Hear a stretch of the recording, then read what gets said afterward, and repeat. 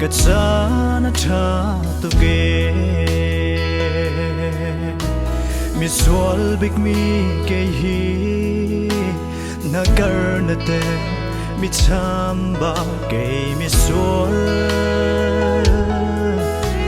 vai lam chunga na no na ka pe ka boi na dot na rua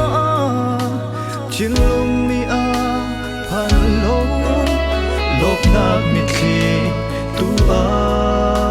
luang e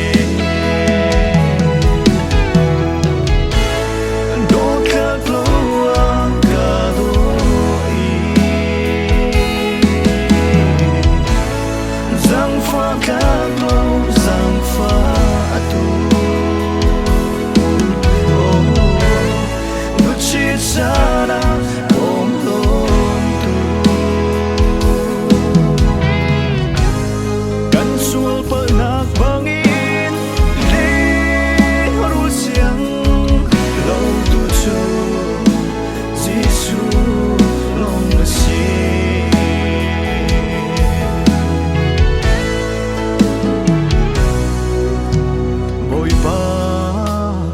vel nghe na khi hi vô lấy chung a hi mini zay an relo mi Lazaru sui khwali pi a chia tu ka ba a cha zum kan kha glo so kan cha zum o ta pe tu chu ka bo Giêsu long ma si do ka glo a ka do i zang fa ka glo zang fa tu oh chi sa na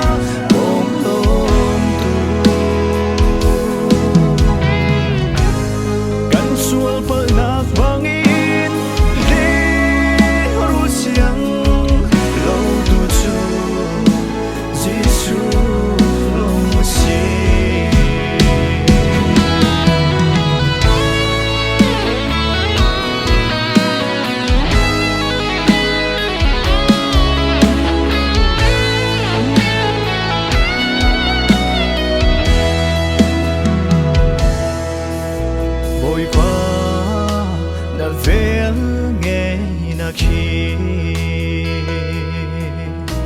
hi vô lấy chung a hin mini zay an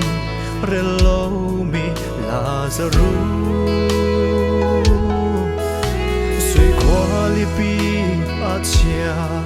tu ka pa a cha zum kan kha glo so kan cha zum o ta pe tu chu ka bo Giêsu long ma si